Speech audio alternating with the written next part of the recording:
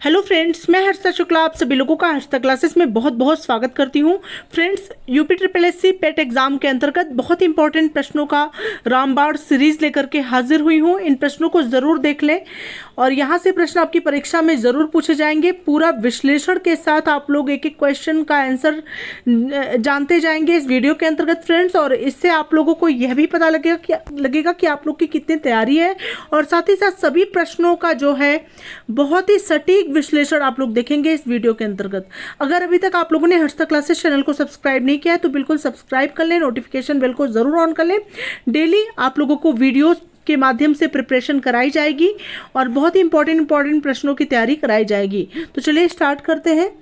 पहला क्वेश्चन है, उत्तर वैदिक युग के दौरान आर्य संस्कृति का केंद्र स्थान था। बहुत इंपॉर्टेंट क्वेश्चन है। उत्तर वैदिक युग के दौरान आर्य संस्कृति का केंद्रीय स्थान था। ऑप्शन नंबर फर्स्ट है सप्त सैंधव प्रदेश। ऑप्शन नंबर सेकंड है गंगा यमुना का दोआब। ऑप्शन नंबर थर्ड है मगध तथा ऑप्शन नंबर फोर्थ है डेक्कन। तो फ्रेंड्स, यहाँ पे आपका राइट आंसर क्या होगा? यहाँ पे आपका राइट आंसर है option number second, Ganga Yamuna का दोआब इज राइट आंसर। ठीक है, उत्तर वैदिक युग के दौरान आर्य संस्कृति का केंद्रीय स्थान गंगा यमुना का दोआब था। ठीक है फ्रेंड्स, अब इसका विश्लेषण भी आप लोग जान लीजिए, जो कि आप लोग के लिए बहुत बहुत इंपॉर्टेंट है कि आर्यों के युग को जो है वैदिक युग के रूप में जाना जाता है। सबसे पहले वैदिक युग क्या है? आर्यों का युग। आर्यों के युग को ही वैदिक युग के रूप में जाना जाता है क्योंकि इस समय 4 प्रमुख वेदों की रचना की गई थी। वे चारों वेद कौन कौन से हैं फ्रेंड्स? ये 4 प्रमुख वेद वैदिक साहित्य का निर्माण करते हैं। वे हैं ऋग्वेद, यजुर्वेद, सामवेद और अथर्ववेद। और वैदिक काल का युग कब से कब तक माना जाता है? तो वैदिक काल जो है 1500 से 600 ईसा पूर्व तक फैला था। अब फ्रेंड्स, यह बात हो गई वैदिक युग की। अब कुछ मेन इंपॉर्टेंट पॉइंट आप लोग जान लीजिए जो कि बहुत इंपॉर्टेंट है आर्य संस्कृति और प्रवासन के बारे में। तो पहला पॉइंट है कि आर्य लोग इंडो आर्यन भाषा संस्कृत बोलते थे। नेक्स्ट है, वे अर्ध खनाबदोश देहाती लोग थे जिन्होंने शहरी हड़प्पा वासियों की तुलना में ग्रामीण जीवन व्यतीत किया। नेक्स्ट है, वे मध्य एशिया से आए और 1500 ईसा पूर्व तक भारतीय उपमहाद्वीपों में चले गए। खनाबदोश पशुपालकों के इस बड़े समूह के हिंदू कुश पर्वत को पार किया और सिंधु घाटी सभ्यता के संपर्क में आए। नेक्स्ट है, आर्यों का वितरण बहावलपुर और उत्तरी राजस्थान में घग्गर नदी के सूखे सतहों से लेकर सिंधु और गंगा के जल क्षेत्र और गंगा यमुना दोआब तक फैला हुआ है। नेक्स्ट है फ्रेंड्स, आर्यों की प्रमुख सीमा गंगा के उत्तरी मैदानों तक ही सीमित है, जैसा कि श्रावस्ती का स्थल इंगित करता है। ठीक है, अतः उपरोक्त बिंदुओं से यह स्पष्ट होता है कि उत्तर वैदिक काल में आर्य संस्कृति का केंद्रीय स्थान गंगा यमुना का दोआब था। नेक्स्ट बहुत इंपॉर्टेंट प्रश्न है फ्रेंड्स, धार्मिक संस्कारों से संबंधित वेद है। कौन सा वेद धार्मिक संस्कारों से संबंधित है? ऋग्वेद, यजुर्वेद, सामवेद और अथर्ववेद। तो फ्रेंड्स, यहाँ पे मैं आप लोग को बता दूं, यजुर्वेद एक ऐसा वेद है जो कि धार्मिक संस्कारों से संबंधित वेद के अंतर्गत आता है। अब इनके बारे में आप लोग पूरा विश्लेषण करके मैं आप लोग को बताऊंगी वेद और उनके प्रकारों के बारे में कि क्या कुछ है उनके अंतर्गत। सबसे पहले हम बात करते हैं वेदों की। तो वेद भारतीय उपमहाद्वीप का सबसे पुराना जीवित साहित्य है। 4 वेद हैं, ऋग्वेद, सामवेद, यजुर्वेद और अथर्ववेद। अब फ्रेंड्स, कुछ इंपॉर्टेंट पॉइंट इनके बारे में आप जान लीजिए सभी वेदों के बारे में। तो इंपॉर्टेंट पॉइंट है कि यजुर्वेद पूजा ज्ञान का अर्थ है। यजुर्वेद 1100 से 800 ईसा में वर्णित है तथा सामवेद में भी इसके समान है। यह अनुष्ठान अर्पणों मंत्रों का संकलन करता है। ये मंत्र पुजारी द्वारा एक ऐसे व्यक्ति के साथ पेश किए जाते थे जो एक अनुष्ठान करता था। ज़्यादातर मामलों में यज्ञ अग्नि। इसके 2 प्रकार हैं, कृष्ण यानी गहरा काला और शुक्ल यानी सफ़ेद उज्ज्वल। ठीक है। ऋग्वेद के 2 प्रकार हैं, कृष्ण यानी गहरा काला और शुक्ल यानी सफेद उज्जवल। नेक्स्ट है कृष्ण यजुर्वेद में छंदों का एक अव्यवस्थित अस्पष्ट प्रेरक संग्रह है।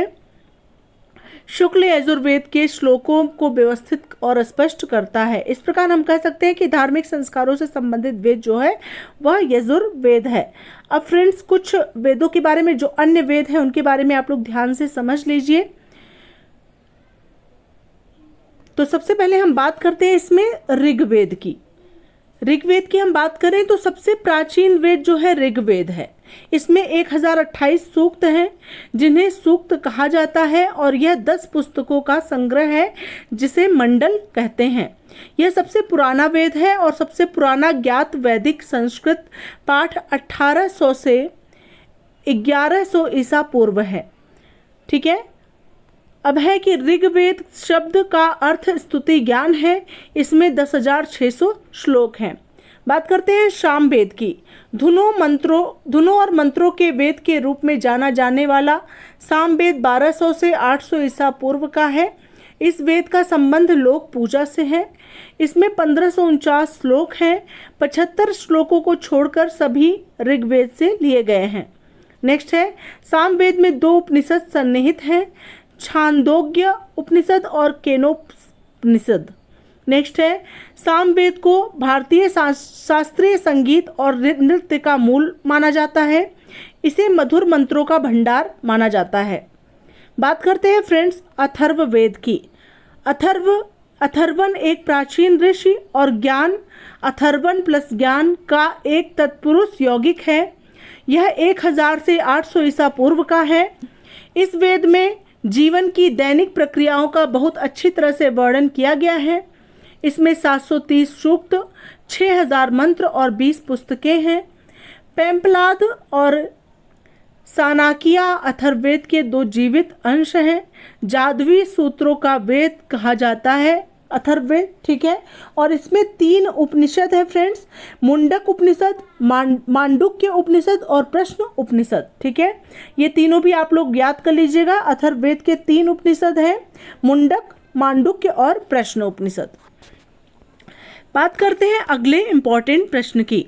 अगला महत्वपूर्ण प्रश्न है कि किस वेद में सभा और समिति को प्रजापति की 2 पुत्रियां कहा जाता है। 4 ऑप्शन आपके स्क्रीन पर हैं, ऋग्वेद, अथर्ववेद, सामवेद और यजुर्वेद। तो फ्रेंड्स यहाँ पे राइट आंसर आपका होगा ऑप्शन नंबर 2 अथर्ववेद को। अब इसके बारे में आप लोग गहराई से समझ लीजिए कि क्या कुछ है इसमें। तो फ्रेंड्स वेद वैदिक काल के हैं। ठीक है। और वे प्रार्थना, कविता, भजन और अनुष्ठान का एक संग्रह है। 4 वेद हैं, ऋग्वेद, सामवेद, यजुर्वेद और अथर्ववेद। वैदिक काल पर आर्यों का शासन था और जिन्होंने 1500 ईसा पूर्व में अपना शासन शुरू किया था। वैदिक काल में सभा और समिति के नाम से जाना जाता था। सभा में गांव के बुजुर्ग शामिल होते थे और समिति में समुदाय के सदस्य होते थे। नेक्स्ट है अथर्ववेद ने सभा और समिति को प्रजापतियों की 2 पुत्रियां कहा है। इसलिए हम यह निष्कर्ष निकाल सकते हैं कि अथर्ववेद ने सभा और समिति को बेटियां कहा है। बात करते हैं अगले प्रश्न की। तो 4 ज्ञात वर्णों में से कौन सा वर्ण पहले स्थान पर है। ब्राह्मण, क्षत्रिय, वैश्य तथा शूद्र। तो फ्रेंड्स यहाँ पे राइट आंसर होगा ऑप्शन नंबर 1 ब्राह्मण। ठीक है। ब्राह्मण जो है वह पहले स्थान पर आता है, फिर क्षत्रिय और उसके उपरांत वैश्य, फिर शूद्र आता है।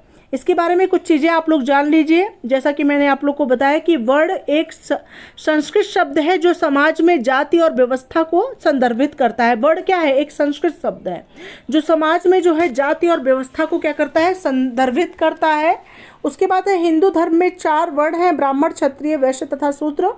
ब्राह्मण 4 वर्णों में सबसे ऊपर है। इसमें पुजारी, विद्वान और वैदिक ग्रंथों के शिक्षक शामिल होते हैं। नेक्स्ट क्वेश्चन है फ्रेंड्स बहुत इंपॉर्टेंट कि ऋग्वेद में कुल कितने सूक्त हैं। मोस्ट इंपॉर्टेंट कि ऋग्वेद में कितने सूत्र हैं। 1028, 1208, 1017 तथा 1020। तो फ्रेंड्स यहाँ पे राइट आंसर आपका होगा ऑप्शन नंबर फर्स्ट 1028 सूक्त जो है वह ऋग्वेद में मौजूद है। इसके बारे में आप लोग कुछ चीज़ें और जान लीजिए ऋग्वेद के बारे में कि ऋग्वेद में कुल 1028 सूत्र हैं। ऋग्वेद सबसे पुराना वेद है। यह हिंदू धर्म के 4 विहित पवित्र ग्रंथों में से एक है जिसे वेदों के रूप में जाना जाता है। यह ग्रंथ 1028 सूक्ति और 10,600 श्लोकों का एक संग्रह है जिसे 10 पुस्तकों के समूह मंडल के रूप में व्यवस्थित किया गया है। यह 4 वेदों ऋग्वेद, सामवेद, यजुर्वेद और अथर्ववेद में से एक है। सामवेद में कई सूक्ति ऋग्वेद से ली गई है और जो संगीत से संबंधित है। इसे धुनों की पुस्तक भी कहा जाता है। ऋग्वेद सूक्ति भजन की पुस्तक, यजुर्वेद त्याग की पुस्तक और अथर्ववेद होता है जादुई आकर्षण की पुस्तक। होप आप लोग को समझ में आ गया होगा। नेक्स्ट क्वेश्चन की तरफ बढ़ते हैं फ्रेंड्स। मोस्ट इम्पॉर्टेंट, सबसे पुराना ब्राह्मण साहित्य कौन सा है? तो यहाँ पे 4 ऑप्शन आपकी स्क्रीन पर है, आरण्यक, उपनिषद, स्मृति तथा वेद। तो फ्रेंड्स यहाँ पे राइट आंसर होगा ऑप्शन नंबर 4 वेद जो है वह सबसे पुराना ब्राह्मण साहित्य है। अब इसके बारे में आप लोग कुछ चीज़ें जान लीजिए कि साहित्य उस समय के राजनीतिक और आर्थिक इतिहास और उस समय के नियम उपलब्धि के संदर्भ में विचरण प्रकट करता है। ब्राह्मण साहित्य में वेद, उपनिषद, आरण्यक, स्मृति और रामायण और महाभारत जैसे महाकाव्य शामिल हैं। वेद अर्थात ज्ञान हिंदू धर्म का सबसे पुराना ग्रंथ है। वे भारतीय उपमहाद्वीप की प्राचीन भारतीय आर्य संस्कृति से प्राप्त हुए हैं और एक मौखिक परंपरा के रूप में प्रारंभ हुए हैं जो कि 1500 से 500 ईसा पूर्व के बीच में वैदिक संस्कृति में लिखे जाने से पहले पीढ़ियों से चले आ रहे हैं। वेदों को 4 अलग अलग संग्रहों में संग्रहित किया गया है जिसमें भजन, कविता, प्रार्थना और धार्मिक निर्देश शामिल हैं। भारतीय जाति व्यवस्था वेदों के देव पुरुष के बलिदान के बारे में एक कथा आधारित है। नेक्स्ट है, ठीक है, यह भारतीय उपमहाद्वीप के उत्तर पश्चिमी क्षेत्र में 1500 से 500 ईसा पूर्व के बीच में वैदिक संस्कृति में लिखा गया था। लिखित रूप से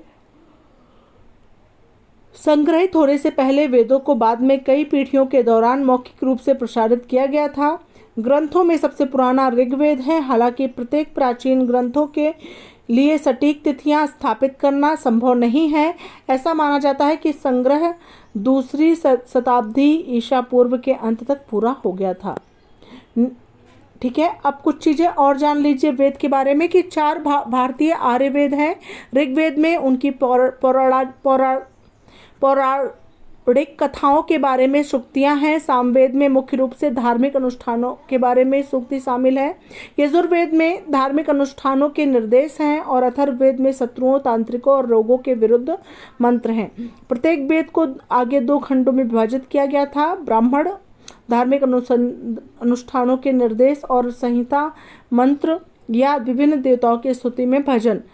ठीक है, अतः इसका सही उत्तर क्या है? वेद है।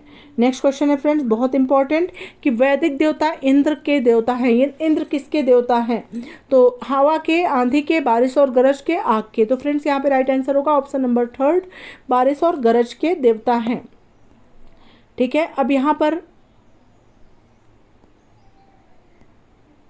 नेक्स्ट क्वेश्चन पर बढ़ते हैं फ्रेंड्स। इंपॉर्टेंट क्वेश्चन है, वैदिक काल के महत्वपूर्ण देवताओं के सही समूह का चयन कीजिए। ब्रह्मा, प्रजापति, गरुड़। दूसरा है शेषनाग, चंद्र, यम। तीसरा है वरुण, विष्णु, शिव। चौथा है अग्नि, इंद्र, सोम। तो फ्रेंड्स यहाँ पे राइट आंसर होगा ऑप्शन नंबर 4 अग्नि, इंद्र तथा सोम। यह वैदिक काल के महत्वपूर्ण देवता रहे हैं। अब फ्रेंड्स इसके बारे में कुछ चीज़ें जान लीजिए अग्नि, इंद्र और सोम के बारे में। तो अग्नि, इंद्र, सोम को विकल्पों में से वैदिक काल के महत्वपूर्ण देवताओं के सही समूह हैं। इंपॉर्टेंट पॉइंट्स जान लीजिए अग्नि के बारे में कि अग्नि का संस्कृत शब्द का अर्थ अग्नि है। अग्नि प्राचीन भारत की वैदिक पौराणिक कथाओं में दूसरा सबसे महत्वपूर्ण देवता है। 200 ऋग्वैदिक भजन अग्नि को समर्पित हैं। नेक्स्ट है वैदिक हिंदू पौराणिक कथाओं में इंद्र देवता के राजा हैं। इंद्र को वर्षा का देवता माना जाता है। इंद्र को कभी कभी 1000 आँखों वाला कहा जाता है। सोम एक पौधा से प्राप्त शक्तिशाली पेय था जो वैदिक यज्ञ के अवसर पर मुख्य पेय था। ठीक है, सोम, और सोम को पौधों का राजा कहा जाता है। ठीक है, होप आप लोग को सभी चीज़ें क्लियर हो गया होगा इसमें से। अब अगले प्रश्न की तरफ बढ़ते हैं फ्रेंड्स। अगला प्रश्न है कि वैदिक इतिहास के संबंध में बलि, शुल्क और भाग शब्द निम्नलिखित में से किससे संबंधित हैं?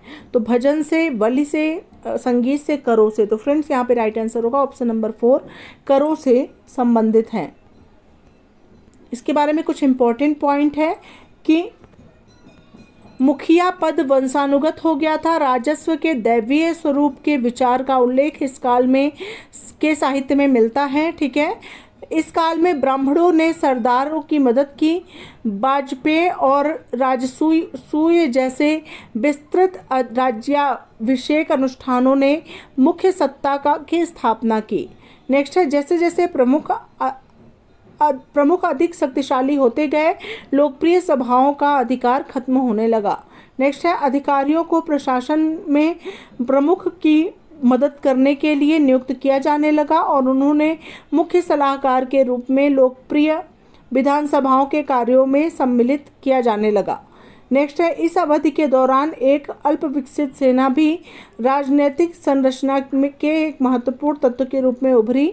नेक्स्ट है ये सभी लोगों द्वारा दिए जाने वाले बलि, शुल्क और भाग करों के नाम थे। अगला प्रश्न है फ्रेंड्स बहुत इंपॉर्टेंट कि ऋग्वेद में वर्णित अयस है। अयस क्या है? धातु है, मटका है, अनाज है, पशु है। तो फ्रेंड्स यहाँ पे राइट आंसर होगा ऑप्शन नंबर फर्स्ट, धातु है। ऋग्वेद में वर्णित जो अयस है वह है धातु। अब इसके बारे में इंपॉर्टेंट चीज़ आप लोग जान लीजिए कुछ कि ऋग्वेद में वर्णित अयस धातु कहलाता है, धातु है।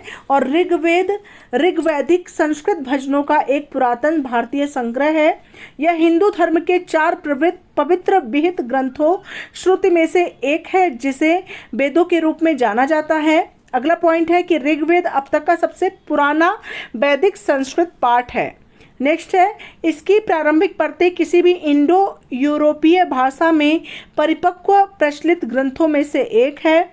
नेक्स्ट है ऋग्वेद की श्रुतियाँ और ग्रंथों को दूसरी सहस्राब्दी ईसा पूर्व में मौखिक रूप से संप्रेषित किया गया है। अब कुछ चीज़ें एडिशनल इन्फॉर्मेशन है जो कि आप लोग के लिए जानना बेहद ज़रूरी है कि नंबर 1 पॉइंट है कि दार्शनिक और भाषाई साक्ष्य संकेत देते हैं कि ऋग्वेद संहिता का अधिकांश भाग भारतीय उपमहाद्वीप के उत्तर पश्चिम क्षेत्र में बना था। नेक्स्ट है इसकी अवधि 1500 से 1000 ईसा पूर्व के बीच मानी जाती है। हालांकि 1700 से 1000 ईसा पूर्व का एक व्यापक सन्निकटन भी दिया गया है। पाठ में संहिता, ब्राह्मण, आरण्यक और उपनिषद शामिल हैं। नेक्स्ट है ऋग्वेद संहिता सबसे पुराना मूल पाठ है और लगभग 10,600 छंदों, 1028 भजनों, सूक्तों के साथ 10 पुस्तकों मंडलों का संग्रह है। तो यह रहे बहुत इंपॉर्टेंट परीक्षा उपयोगी प्रश्न। ऐसे ही महत्वपूर्ण प्रश्नों की वीडियोस लेकर के मैं डेली हाजिर होती रहूंगी और जल्द ही यूपी SSSC पेट के लिए मैथ्स की क्लासेस चैप्टर वाइज आप लोगों के लिए लेकर के आऊँगी। तो आप लोग हर्षिता क्लासेस चैनल से जुड़ना ना भूलें। मिलते हैं नेक्स्ट वीडियो के साथ, तब तक के लिए thank you so much friends, thanks for watching my video.